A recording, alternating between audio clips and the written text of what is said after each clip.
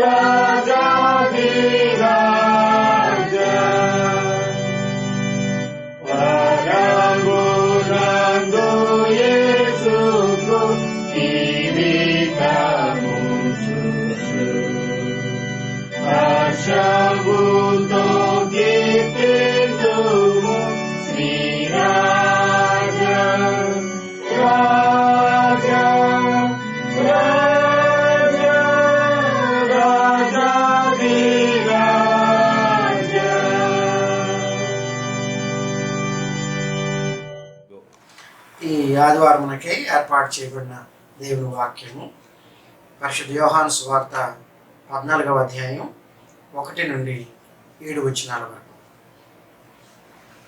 మీ హృదయమును కలవరపడనీయకుడి, దేవుని యందు విశ్వాసముంచుచున్నారు, నా యందును విశ్వాసముంచుడి. నా తండ్రి ఇంట అనేక నివాసములు కలవు, లేని ఎడల మీతో చెప్పుదును. మీకు స్థలము సిద్ధపరచ వెళుచున్నాను. నేను వెళ్ళి మీకు స్థలము సిద్ధపరచిన ఎడల నేనుండు స్థలములో మీరును ఉండులాగున మరలా వచ్చి నా యొద్ద నుండుటకు మిమ్మును తీసుకొని పోవుదును.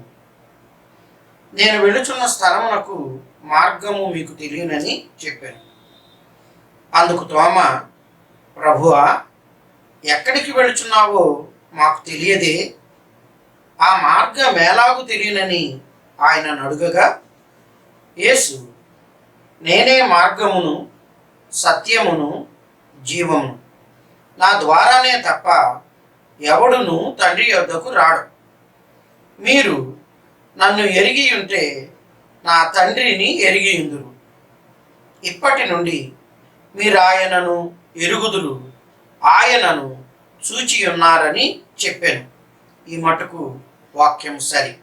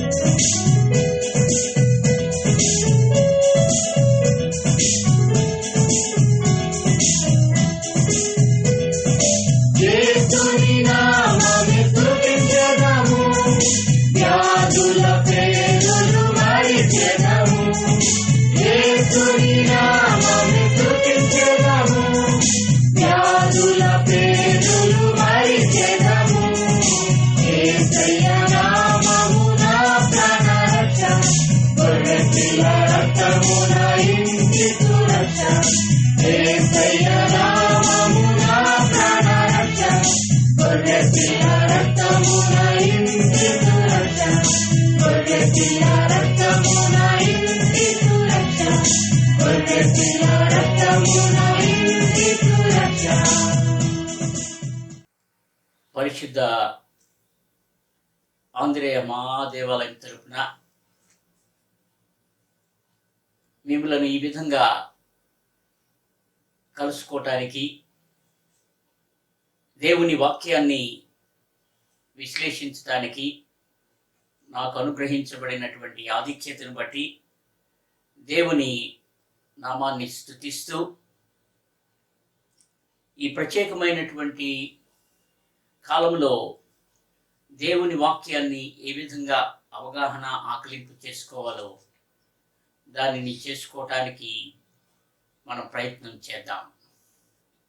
దేవుని బిడ్డలారా, దక్షిణిండియా సంఘ పంచాంగమును బట్టి ఈ దినమున మార్గమై ఉన్న యేసు అనేటటువంటి అంశాన్ని మనకు విశ్లేషణకు ఇచ్చారు.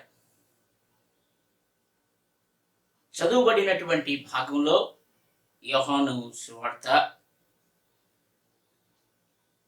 14వ అధ్యాయము ఒక మాటను మీకు చదివి వినిపించాలని నేను కోరుతున్నాను. 3వ వచనం, నేను వెళ్ళి మీకు స్థలము సిద్ధపరచని ఎడల నేనుండు స్థలములో మీరును ఉండులాగున మరలా వచ్చి నా యొద్ద నుండుటకు మిమ్మును తీసుకొని పోవుదును. నేను వెళ్ళుచున్న స్థలమునకు మార్గము మీకు తెలియనని చెప్పాను.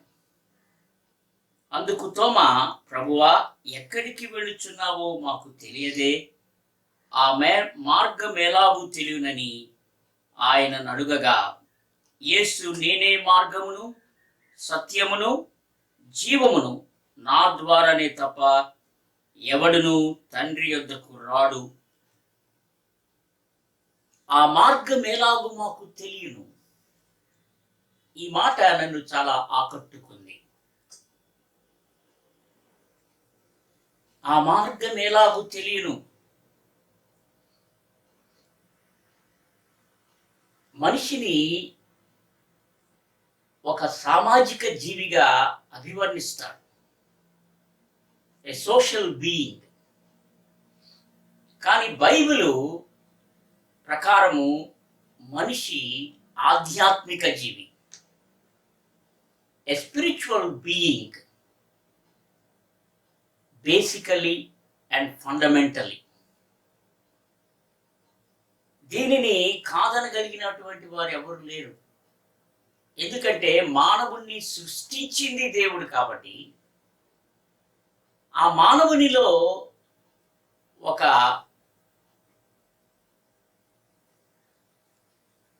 పరలౌకికమైనటువంటి సంస్కృతి ఉంది. అదేంటంటే దేవుణ్ణి ఎప్పుడు కనుగొనాలా, దేవునితో సంబంధం ఏర్పాటు చేసుకోవాలా, the longing to pursue the truth,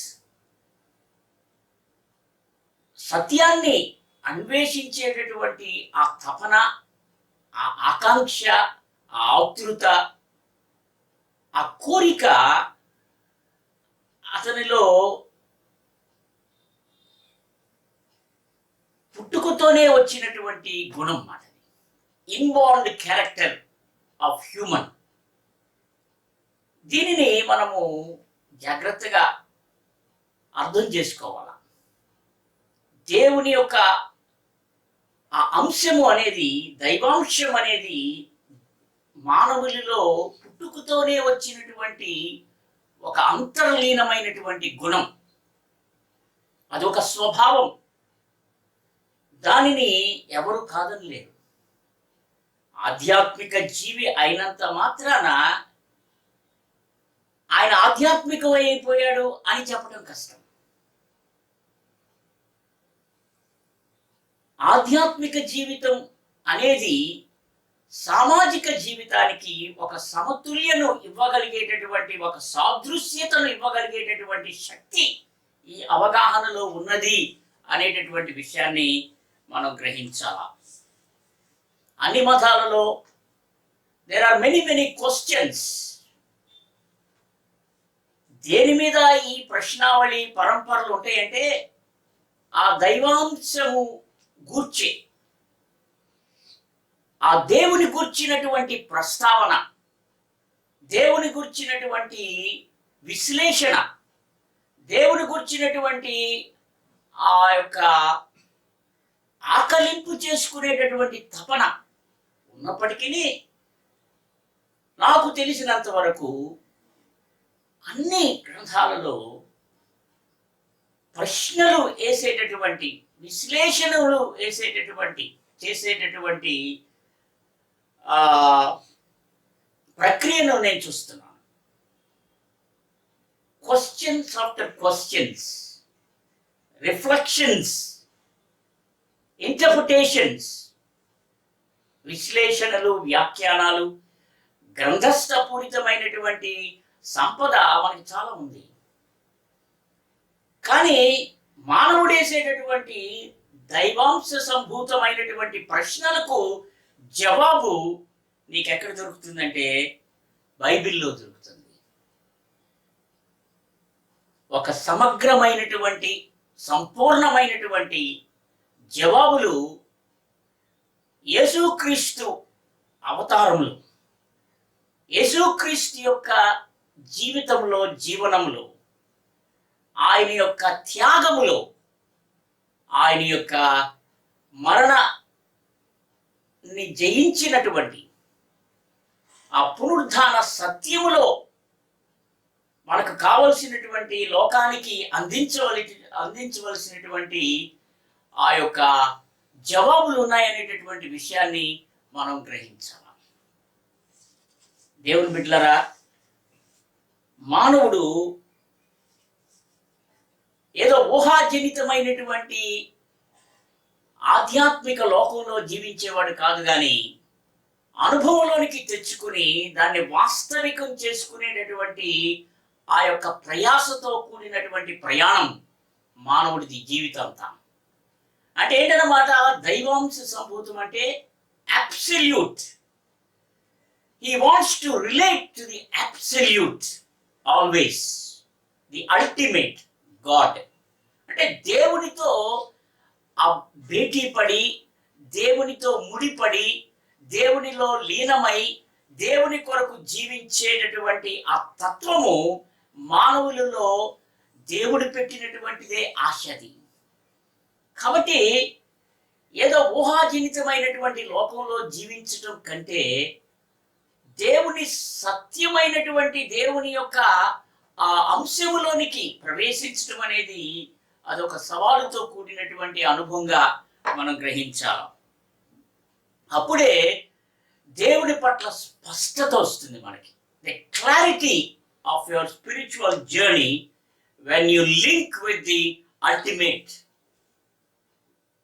మన యొక్క జీవితం దేవునితో ఆ సంబంధం ఏర్పడినటువంటి అనుభవంలో విచ్చుకునేటటువంటి అనుభూతి, ఆ విచ్చుకునేటటువంటి అవగాహన, వచ్చేటటువంటి స్పష్టత ఇంక ఎవరు ఇవ్వలేనిది అనేటటువంటి విషయాన్ని మనం గ్రహించాలి. మానవునికి చాలా ముఖ్యమైనటువంటివి ఏంటంటే మూలం. ఈ జీవితానికి మూలం ఏంటి? ది ఆరిజిన్ అంటాం. తర్వాత నా జీవితానికి అర్థం ఏంటి? The meaning of life. తరువాత నా జీవితానికి కావలసిన నైతికత్వము ఎక్కడి నుంచి వస్తుంది? Where I get the morality, the moral code of life. ఆ నైతికత్వము, ఆ సంస్కృతి ఎక్కడి నుంచి పుడతది? తర్వాత నా జీవితం తర్వాత జీవితం గురించి ఆ వివరణ ఎక్కడ దొరుకుతుంది? The destiny of life. కాబట్టి ఇవి అన్ని అబ్సల్యూట్ తో సంబంధించినటువంటి మాట. ఆ దైవాంశము నీకు తెలిస్తే వీటన్నిటికి కూడా ప్రాప్తి స్థానం ఏంటంటే ఆ దేవుడే. మన యొక్క మూలానికి origin of life, meaning of life, morality of life and the destiny of life. దేవుని బిడ్డలారా, మన యొక్క ఆది, ఆ తత్వము, స్వభావం చాలా గొప్పది. మన యొక్క జీవిత అర్థం దేవునిలో వచ్చేటటువంటి ఆ భావగర్భితమైన, పారమార్థికమైనటువంటి ఆ శబ్దం, ఆ సందేశం చాలా గొప్పది. ఆ నైతిక క్రమబద్ధత, లయబద్ధత అనేది చాలా గొప్పది. మన జీవితం యొక్క గమ్యం చాలా మర్మయుక్తమైంది. అది ఎక్కడ దొరుకుతుందంటే మనకి దేవునిలోనే దొరుకుతుంది. ఆ దేవుని యొక్క జవాబుల్లో దొరుకుతుంది. దేవుని యొక్క ఆ మర్మయుక్తమైన వివరణలో దొరుకుద్ది. ఆ మర్మయుక్తమైనటువంటి అవతార విశ్లేషణలో మనకి వీటన్నిటికీ జవాబులు దొరుకుతాయనేటటువంటి విషయాన్ని ఈ లోకం మర్చిపోకూడదు. ప్రశ్నించటం ఎంత ముఖ్యమో జవాబులు పొందటం కూడా మానవుని యొక్క సాఫల్యతకు, సంపూర్ణతకు, సార్థక్యతకు దోహదం చేస్తుంది. యేసు ప్రభు అంటున్నాడు, అయా మార్గం ఏంటి నాకు కావాలా అని ఆ శిష్యుడు అడుగుతున్నప్పుడు ఆయన చెప్పినటువంటి జవాబు ఏంటంటే, నేనే మార్గము, నేనే సత్యము, నేనే జీవము అని చెప్పాడు అన్నమాట. ఇది చాలా భావగర్భితమైనటువంటి ఒక అద్భుతమైనటువంటి ప్రత్యక్షీకరణ. A revelatory statement of Jesus Christ. బైబిల్లో చాలా తక్కువ ఆయన ఏమై ఉన్నాడో అనేటటువంటి విషయాన్ని గుప్తంగా దేవుడు ఉంచాడు. ఎప్పుడు కూడా నేను దేవుని ప్రతినిధిని, తండ్రి చిత్త ప్రకారం వచ్చినటువంటి వాడని అని చెప్పుకున్నాడు, కానీ నేనే ఆయనని ఎప్పుడు చెప్పుకోలేదు.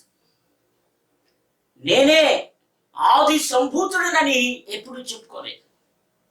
నేనే సృష్టికర్తనని ఎప్పుడు చెప్పుకోలేదు. నేనే మానవ జీవితానికి మార్గమని, నేనే సత్యానికి స్వరూపమని, జీవానికి ప్రాప్తిస్థానమని ఎక్కడ చెప్పుకోలేదు. కానీ ఈ సందర్భంలో ఒక స్పష్టమైనటువంటి రీతిలో ఆయన ఏమై ఉన్నాడో, ఆయన యొక్క ఆది తత్వం ఏంటో, ఆయన యొక్క లోకములో ఆయన యొక్క మూర్తిత్వం ఏంటో, ఆయన తదుపరి ఆయన యొక్క ఆత్మ పర్యవేక్షణ కార్యం ఏంటో చక్కగా ఇక్కడ తెలిపినట్లుగా మనం చూస్తాం. నేనే ఐ యామ్.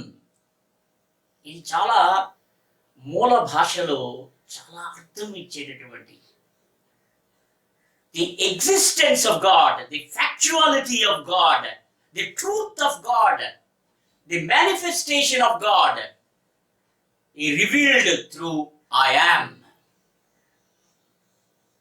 నేనే అని చెప్పటంలో ఆయన యొక్క ఉనికి, ఆయన ఆది తత్వము, ఆయన దైవాంశ సంభూతము అయినటువంటి ఆ రూపము, ఆ జీవప్రదమైనటువంటి ఆ యొక్క ఆకృతి గురించి మాట్లాడుతున్నటువంటి విషయంగా మనం గ్రహించాలి. పాత నిబంధనలో ఒక ఆయన, నీ పేరేంటయ్యా అని దేవుణ్ణి అడిగాడు. నీ తరపున నిలబడమంటున్నావు కదా, నీ తరపున గొప్ప కార్యాలు నన్ను చేయమంటున్నావు, నీ ప్రజలను దాస్యత్వములో నుంచి బయటికి తీసుకురమ్మంటున్నావు కదా, ఎవరైతే నీ ప్రజలను బానిసలుగా చేశారో వారి దగ్గరికి వెళ్ళేటప్పుడు నిన్ను ఎవరు పంపించారు, ఆ పంపించిన ఆయనటువంటి ఆ దేవుని పేరేంటి అని అడిగినప్పుడు నేనేం చెప్పాలయ్యా అని దేవుణ్ణి అడిగినప్పుడు ఆయన ఏం చెప్పాడంటే, I am that I yam. నేను ఉన్నవాడను అనువాడను అయ్యున్నాను అని చెప్పు. నేను ఉన్నవాడను అనువాడనయ్యున్నానని చెప్పు. I am that I am. దానికి అర్థం ఏంటన్నమాట? I was, I am, I will be. నేను చరిత్రలో ఉన్నటువంటి వాడను, చరిత్రను సృష్టించడానికి, చరిత్రను కొనసాగింప చేయడానికి ప్రేరణ ఇచ్చిన వాడను, ఆ యొక్క స్తోమత ఇచ్చిన వాడను, ఆ చరిత్రను సృష్టించిన వాడను కూడా, చరిత్రకు మూలమైన వాడు కూడా నేనే. తదుపరి ప్రస్తుతాన్ని అది ప్రక్షాళనము చేయటానికి, ప్రతి జీవితాన్ని పునీతపరచడానికి ఒక ఆది సంభూతుడుగా దిగి వచ్చినటువంటి ఆ నరావతారాన్ని కూడా నేనే. ప్రజలలో మమేకమై నా సన్నిధిని ఇచ్చేటటువంటి వాడను కూడా నేనే. ది ఇమ్మనెన్స్ ఆఫ్ గాడ్, ఆయన సన్నిధి ఆయన ప్రజలతో ఉండేటటువంటి ఆ యొక్క అర్థాన్ని ఇస్తుందన్నమాట. నేను ప్రస్తుతములో ఉండేవాడనంటే, భవిష్యత్తులో కూడా ఉండేవాడనంటే, ఆ నిత్యత్వములో కూడా ఆయనే దానికి సర్వాధికారి. The infinite God and the eternal God, అది దానికి అర్థం. ఐ యామ్ అంటే ఇక్కడ యేసుక్రీస్తు ప్రభు అంటున్నాడు ఐ యామ్.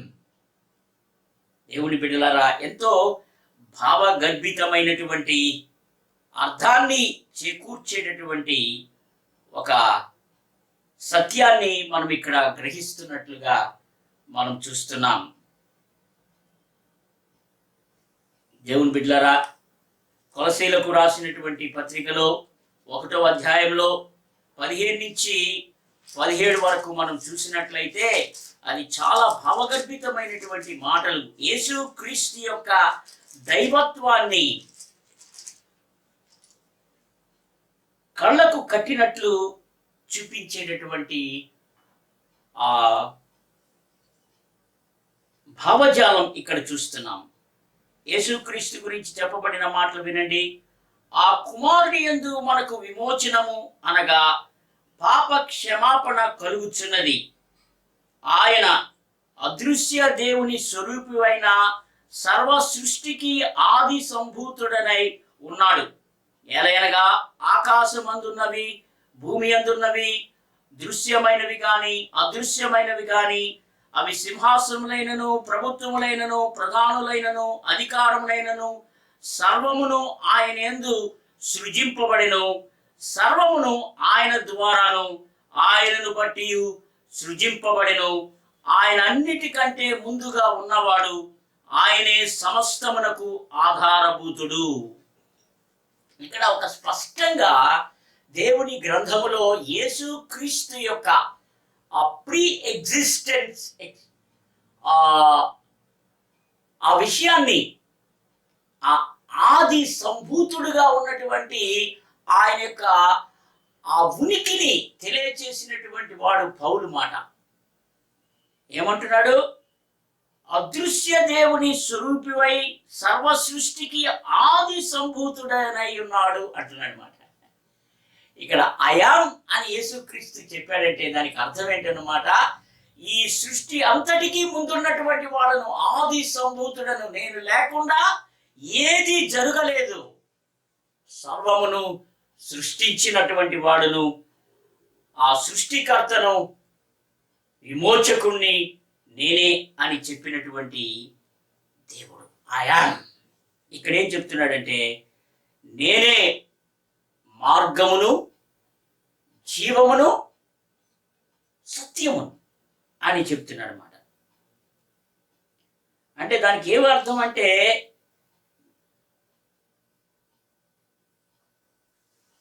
ఆయనే జీవ ప్రదాత, ఆయనే ముక్తి విధాత అని చెప్తున్నాడు అన్నమాట. రక్షణను ఇచ్చేటటువంటి వాడను నేనే, రక్షించేటటువంటి వాడను నేనే. కాబట్టి దానికి కావలసినటువంటి ఆ ఏర్పాట్లు కూడా చేసేటటువంటి వాడను నేనే అని చెప్తున్నాడు. దేవుని బిడ్డలారా, ఈ రోజున ఆ గంభీరమైనటువంటి మాటలలో సత్యమైనటువంటి అంటే పారలౌకికమైనటువంటి మాటలను అర్థం చేసుకోవటానికి రెండు ప్రాముఖ్యమైనటువంటి విషయాలు ఉన్నాయి. ఒకటి ఏంటంటే కరస్పాండింగ్ ఎక్స్ప్రెషన్స్ మాటవి, కరస్పాండింగ్ ఎంటర్ప్రైజ్. ఏమంటావంటే, ఆయన చెప్పినటువంటి నేనే మార్గము సత్యము జీవం అనేది దేనికి దాన్ని చూసేటటువంటి విడతీసేటటువంటి విషయాలు కాదు, కానీ ఒకదానికొకటి సమ్మిళితమైనటువంటి సంబంధమైనటువంటి, ఒకదానికి ఒకటి ఒకదాని తరువాత ఒకటి ఆ అనుభవంలోనికి వెళ్ళేటటువంటి ఆ యొక్క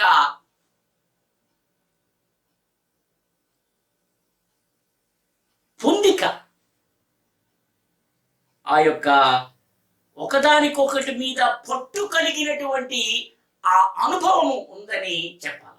మార్గము సత్యానికి సంబంధించింది, సత్యము జీవానికి సంబంధించింది, జీవము సత్యములో ద్వారా వస్తుంది, ఆ మార్గము నుండి సత్యములోనికి నడిపించబడుతుంది. కాబట్టి ఇవన్నీ విడదీయలేనటువంటి ఆధ్యాత్మికమైనటువంటి మానవ అనుభవాలుగా, మానవుని యొక్క జీవితంలో క్రియాత్మకమయ్యేటటువంటి విషయాలుగా, మానవుని ఆకలింపులో ఒకదాని తరువాత ఒకటి ఒక స్పష్టత వచ్చేటటువంటి రీతిలో ఉన్నాయనేటటువంటి ఆ కరస్పాండింగ్ నేచర్ ఈ యొక్క స్టేట్మెంట్ లో నేనే మార్గము, సత్యము, జీవము అనే దాంట్లో ఉన్నదని నేను మీకు తెలియచేస్తున్నాను. నాట్ ఓన్లీ కరస్పాండింగ్ బట్ కొహెరెన్స్ అనేది చాలా ముఖ్యం. అంటే కొహెరెన్స్ అంటే ఏంటన్నమాట, ఒక చక్కని ఒకదానికొకటి ఇమిడిపోయేటటువంటి తత్వం అన్నమాట. ఒక సమతుల్యమైనటువంటి రీతిలో ఒక సంపూర్ణత ఒకదానిలో ఉన్నట్లుగా ఆ విధమైనటువంటి ఆ సరళి అలా ఉంటుందనేటటువంటి విషయాన్ని మనం జ్ఞాపకం చేసుకోవాలా. ఇక్కడ యేసు ప్రభువు చెప్పిన దాంట్లో ఒకదానికొకటి సంబంధం కలిగి ఉండటం మాత్రమే కాదు, కానీ ఒకదానికొకటి పొందిక, పట్టు కలిగినటువంటిదిగా corresponding and coherence in the statement of God, I am the way, the truth and the life. ఇలాంటి అనుభవం ఇంకెక్కడ దొరకదు నీకు. రిలేటెడ్నెస్ అండ్ బ్యాలెన్స్డ్ ఎక్స్ప్రెషన్, ఇది మనం గ్రహించాలి. మొట్టమొదటిది యేసయ్య అన్నాడు, నేనే మార్గం. ప్రతి మానవుడు ఒక మార్గాన్వేషి. నేను మొట్టమొదటి చెప్పాను కదా, ఒక స్వతహాగా జన్మతః వచ్చినటువంటి తపన ఏంటంటే ఒక మార్గాన్ని, నిజమైన సత్యమైన మార్గాన్ని అన్వేషించేటటువంటి ఆంతర్య కోరిక, the longing to be attached with the ultimate. దేవునితో మమేకమయ్యేటటువంటి, మాట్లాడేటటువంటి, సంభాషించేటటువంటి, లీనమైపోయేటటువంటి, కళ్ళతో చూచేటటువంటి అనుభవంలోనికి తెచ్చుకునేటటువంటి ఆంతర్య ఆకాంక్ష మానవుని యొక్క స్వభావంలోనే ఉన్నది. కనుకనే అతడు ఆధ్యాత్మిక జీవి అని చెప్పాను నేను. ఇక్కడ యేసయ్య అంటాడు, ఐ యామ్ ది వే, నేనే మార్గం, నేనే ద్వారం, నా ద్వారానే అని చెప్తాడన్నమాట. ఒక చాలా స్పష్టంగా, చాలా ఖచ్చితంగా, నిర్దిష్టంగా చెప్పబడినటువంటి మాట. దేనికి మార్గం ఆయన, దేని కొరకు ఆయన మార్గంగా ఆయన అభివర్ణించుకున్నాడు అనేటటువంటి విషయం మనకి దశలవుతుంది. మొట్టమొదటి ప్రాబ్లం, రెండవది ప్రావిజన్. ఇన్ దిస్ ఎక్స్ప్రెషన్ ఈ రెండు చూడాలి, ప్రాబ్లం అండ్ ది ప్రావిజన్. అంటే ప్రాబ్లం అంటే సమస్య ఏంటి, ఆ సమస్యకు పరిష్కారం ఒక మార్గం కావాలా, ఆ యొక్క లోకాన్ని పీడిస్తున్నటువంటి సమస్య ఏంటి, మానవాతీతమైనటువంటి సమస్య, మానవుడు తీర్చుకోలేనటువంటి సమస్య, మానవుడు ప్రక్షాళనం చేసుకోలేనటువంటి సమస్య ఏదైనా ఉన్నదంటే అది పాపం, సిన్. అందరూ పాపం చేసి దేవుడు అనుగ్రహించు మహిమను పొందలేకపోతున్నారని దేవుని వాక్యం స్పష్టం చేస్తుంది. The problem is sin. ఇంకా మనము ఎక్కువగా చెప్పుకోవాలంటే the problem is related to human heart. మానవుని హృదయం గురించి దేవుని గ్రంథం చాలా పదునైనటువంటి మాటలు చెప్తుంది. హృదయము అన్నిటికంటే ఘోరమైన వ్యాధి గలది. అది మోసపూరితమైనది. హృదయం అనేది అది దాన్ని గ్రహించగలిగిన వాడు ఎవడు అని దేవుని వాక్యం చెప్తుందన్నమాట. అంటే sin poisons the human heart which is the seat of all feelings.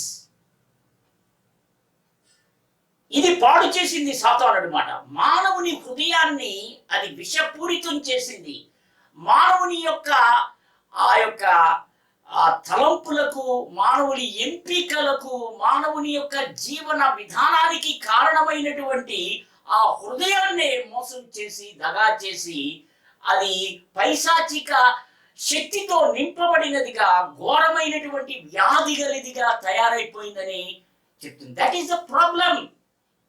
దీని నుండి రక్షింపగలిగిన వాడు ఎవడు అని దేవుని గ్రంథములో చెప్తుంది మాట. Who will save this tragedy of human life?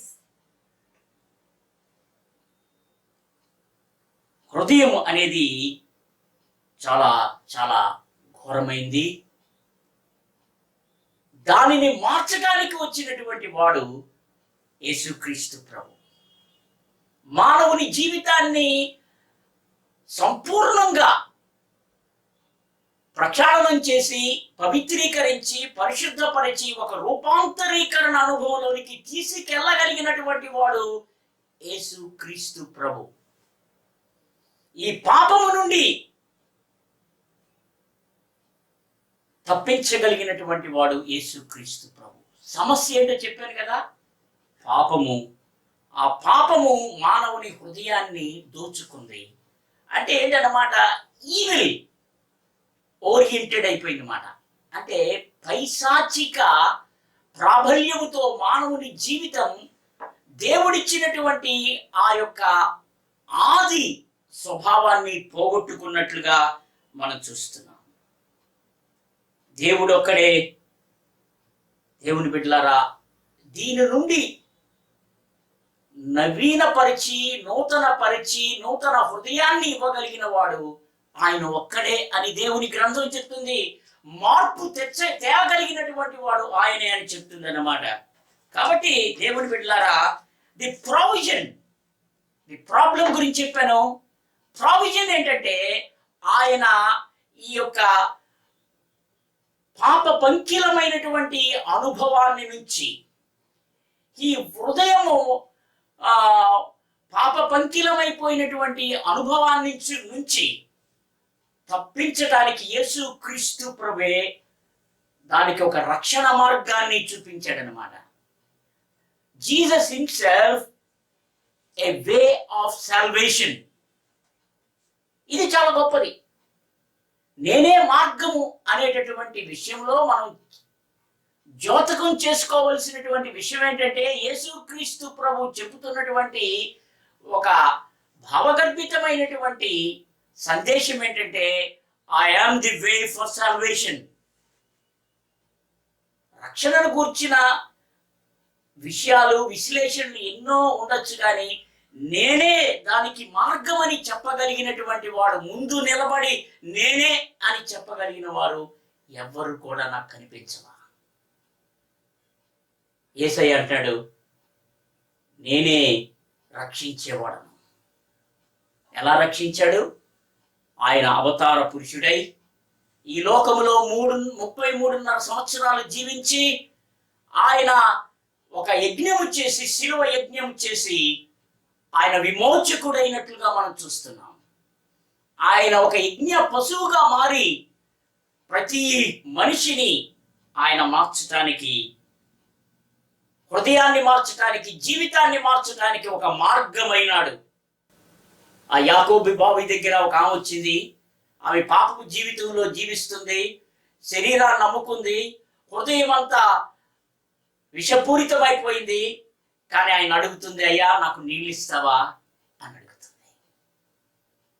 ఆమె మామూలుగా అడగొచ్చు, కానీ యేసయ్య ఆమెకు జీవాన్ని, జీవ తపనను, జీవితము యొక్క ఆంతర్య కోరికను, ఒక ఆ రక్షణ అనుభవాన్ని ఆమెకిచ్చినట్లుగా ఎప్పుడైతే యేసుక్రీస్తు ప్రభుతో దశలై ఆ మాట్లాడిందో, ఎప్పుడైతే యేసుక్రీస్తు ప్రభు ఆ మాటలలోని ఆ జీవప్రదమైన జీవప్రదాత అయినటువంటి యేసుక్రీస్తు ప్రభు ఆ బిడ్డలోనికి ఎంటర్ అయ్యాడో, ఆ హృదయంలో అడుగు పెట్టాడో, ఆ జీవిత ప్రాంగణంలో అడుగు పెట్టాడో, ఆ జీవితం మారిపోయింది.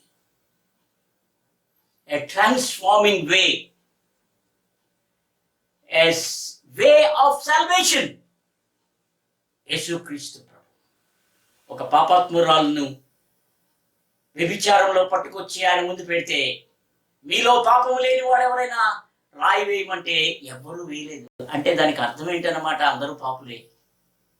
కానీ యేసు ప్రభు అన్నాడు, నేను కూడా నిన్ను శిక్షించను. శిక్షించగలటానికి నాకు అన్ని అధికారాలు ఉన్నా, పాపము లేనివాడుగా ఉన్నప్పటికీ నిన్ను శిక్షించను కానీ రక్షిస్తాను. ఇక నువ్వు పాపము చేయకు. ఆ బిడ్డ జీవితంలో విచ్చుకున్నటువంటి పవిత్రత, ఆ హృదయ మార్పు, జీవిత పరిణామం, అది దేవుడిచ్చేటువంటి రక్షణ మార్గములో ప్రతి వాని యొక్క అనుభవం. ఎందుకంటే ప్రతి జీవితం కూడా, every life is the object of God and human life has become an subject in the life of God. నీవు నేను ఆయనకు ఒక ఆబ్జెక్ట్ అయిపోయామట. ఆయనకు ప్రాధాన్యత ఎవరైనా ఉన్నారంటే అది మానవుడే. దేవునికి ప్రాముఖ్యత, ప్రాధాన్యత ఎవరంటే, అతిగా ప్రేమించినటువంటి వాడు ఎవరంటే మానవుడే. ఆ మానవుడు తప్పిపోయినప్పుడు, దేవుని గాయపరిచినప్పుడు, దేవునికి దూరమైనప్పుడు, ఆ దేవదేవుడే లోకానికి వచ్చి ఆ యొక్క విరుగుడును చూపించి ఆ రక్షణ మార్గాన్ని ఆయనే వేసి ప్రతివాన్ని రక్షించినటువంటి విషయాన్ని మనము చూస్తున్నాం. దేవుని బిడ్డలారా, ఈ అనుభవం నీకుందా? రక్షింపబడినటువంటి అనుభవం, నీ హృదయాన్ని సంపూర్ణంగా దేవుని యొక్క రక్షణ అనుభవంతో నింపుకున్నటువంటి జీవితం, అది దేవుని ఆత్మ చేత ప్రోక్షింపబడినటువంటి జీవితంగా, శుద్ధ జలము జల్లబడినటువంటి జీవితంగా, మార్పు చెందినటువంటి జీవితంగా నీవు చేసుకుంటే, యేసుక్రీస్తు ప్రభు నీకు ఒక మార్గమై ఉన్నాడనేటటువంటి విషయం విదితమవుతుంది. రక్షింపబడటానికి ఆయనే మార్గం. ఐ యామ్ ది వే. రెండవది ది ట్రూత్. సత్యం అనేటటువంటిది చాలా గొప్ప మాట. ట్రూత్ అనేది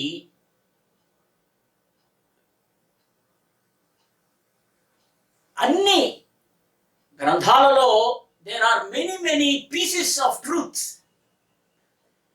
ప్రతి గ్రంథంలో సత్యం లేదని మనం చెప్పలేం. ప్రతి గ్రంథంలో దేవుని గూర్చినటువంటి వివరణ లేదని చెప్పలేం. అన్నిటిలో నుంచి నేర్చుకోవాలా, అన్నిటిలో నుంచి మనము గ్రహించవలసింది ఉంది.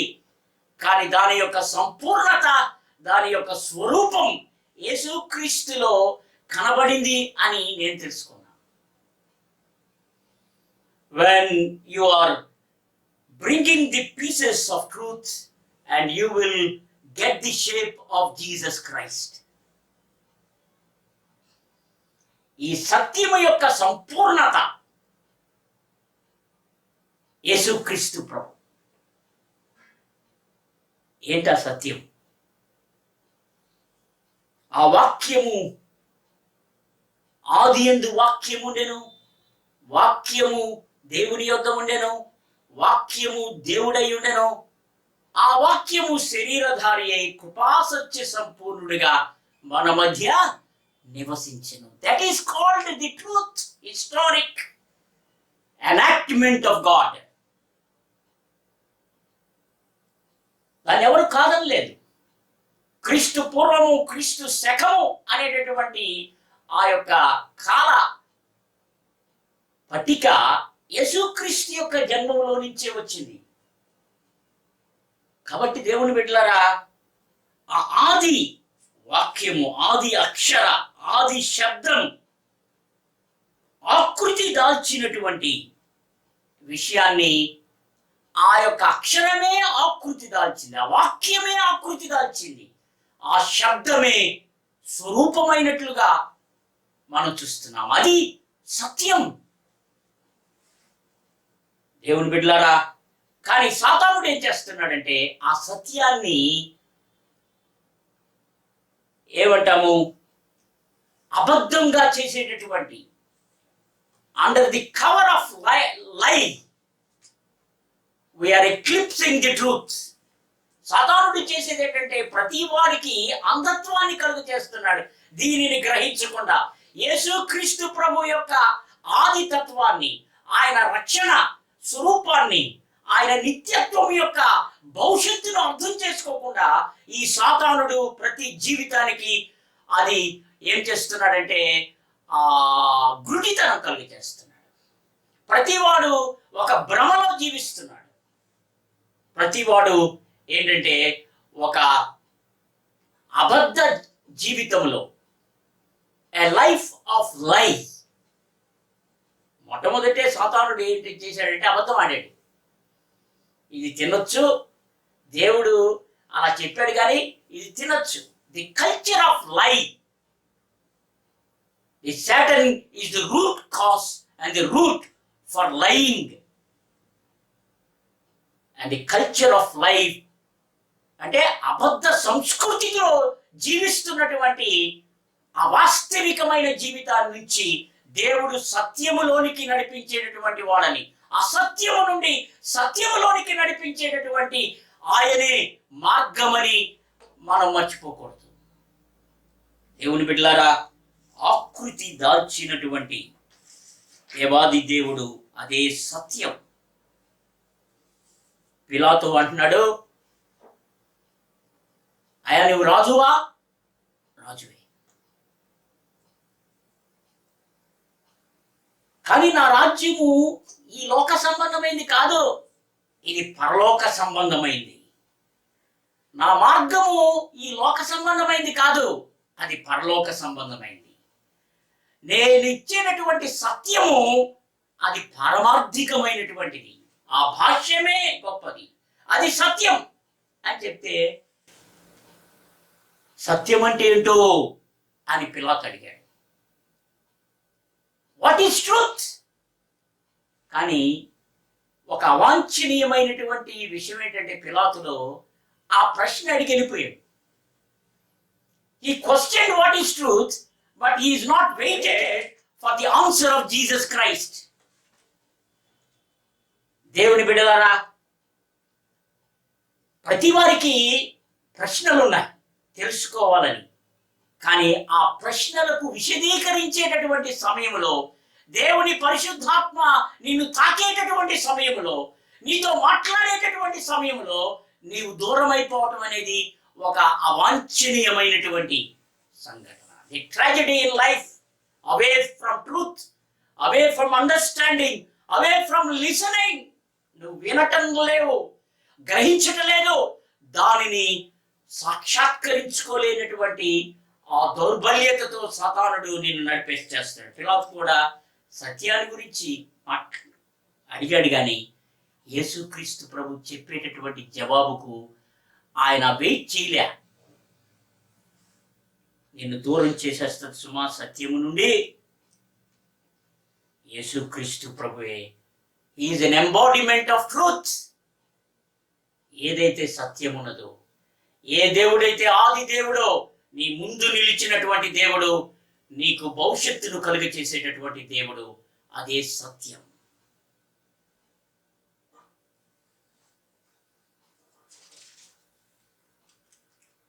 దేవుని బిడ్డలారా, జీవం గురించి మాట్లాడుతున్నాడు. జీవం, నేనే జీవాన్ని.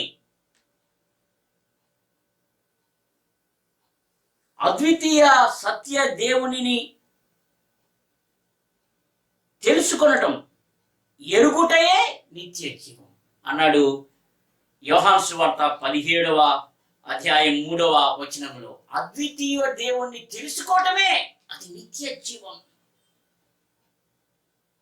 Believing Christ is a life giving and life possessing experience.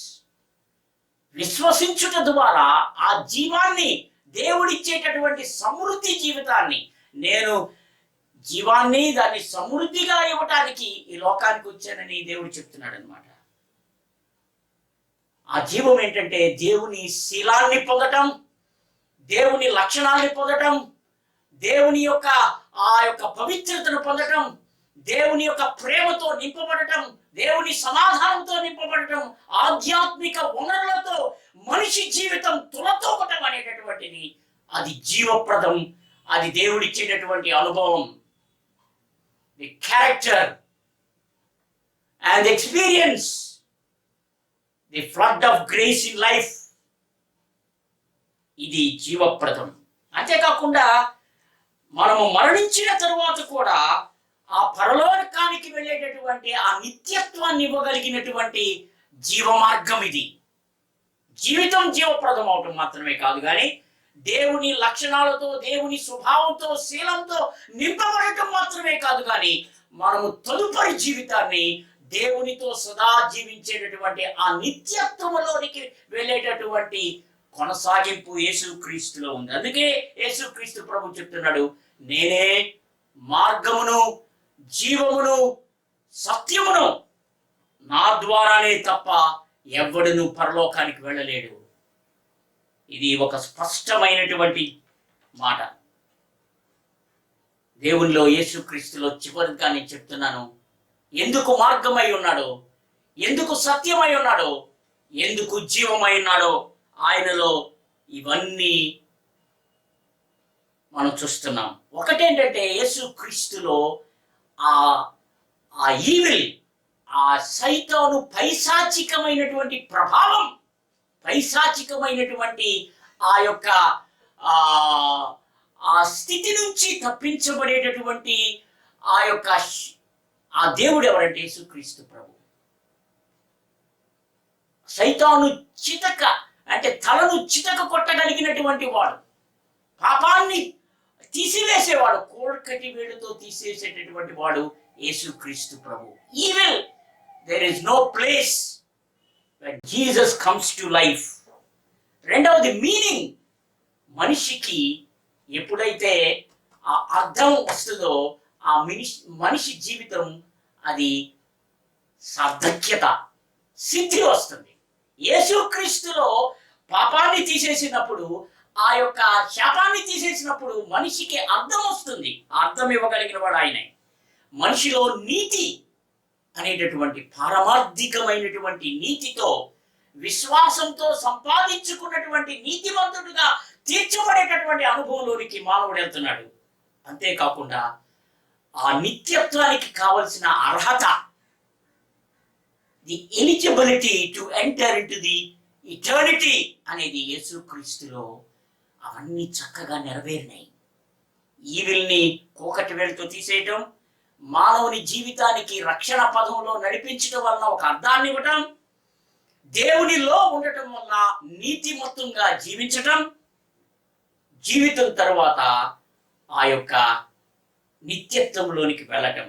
అందుకే యేసుక్రీస్తు ప్రభు స్థాపించింది మతం కాదు, కానీ అది మార్గం. యేసుక్రీస్తే మార్గం.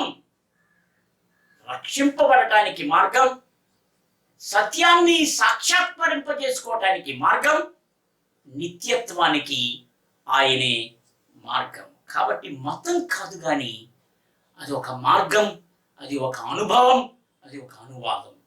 దేవుని బిడ్డలారా, యేసుక్రీస్తు ప్రభు చెప్తున్నాడు, నేనే మార్గము, సత్యము, జీవం. ఆ దేవుడు నీకు మార్గమయ్యాడా? ఆ సత్య దేవుడు నీ జీవితంలో నిన్ను రూపాంతరీకరణ చేశాడా? ఆ జీవితం తరువాత ఆ మోక్షానికి, ముక్తికి, ఆ పరలోకానికి నీవు అర్హత సంపాదించావా యేసుక్రీస్తు ప్రభులో? దేవుని బిడ్డలారా, అది లేకపోతే ఈ రోజున ఆ అనుభవంలోనికి వెళ్ళు. దేవుడు నిన్ను ఆశీర్వదించును గాక. ఆమేన్. మమ్మల్ని మిక్కిలిగా ప్రేమిస్తున్నటువంటి మా పరమ తండ్రి, మమ్మల్ని రక్షించడానికి మార్గమైనావు. పాపము నుండి విముక్తి చేయటానికి నీవే మార్గమయ్యావు. ప్రభువా, నీ సత్యం తెలుసుకునేటటువంటి ఆ యొక్క ఆది సత్యాన్ని మా ముందు నిలిచినప్పుడు దాన్ని గ్రహించి దాని అనుభవంలోనికి తెచ్చుకునేటటువంటి ఆ పారలౌకికమైనటువంటి ఆ విప్లవం మాలోకి తెచ్చి నీవే సత్యమని రుజువుపరుచుకున్నావు. అది తెలుసుకునే భాగ్యం దయచేయండి. ఆ జ్ఞానోదయం మాకు దయచేయండి. మేము జీవించినంత కాలము నీ కొరకు జీవించి తదుపరి సదా నీతో ఆ నిత్య రాజ్యానికి వారసులు చేయమని యేసయ్య పుణ్యనామంలో ఈ ప్రార్థన సమర్పిస్తున్నాను పరమ తండ్రి. ఆమేన్. ప్రభు యొక్క మార్గమునకు, ఆ సత్యదేవుడైనటువంటి యేసుక్రీస్తు విశ్వాసమునకు, ఆ నిత్యత్వానికి కారణమైనటువంటి ఆ ప్రభువుకి మేము అప్పచెప్తూ, మన ప్రభు యేసుక్రీస్తు కృపా తండ్రి దేవుని ప్రేమ పరిశుద్ధాత్మ యొక్క అన్యోన్య నిత్య సహవాసం మీకు తోడై నడిపించును గాక. ఆమేన్.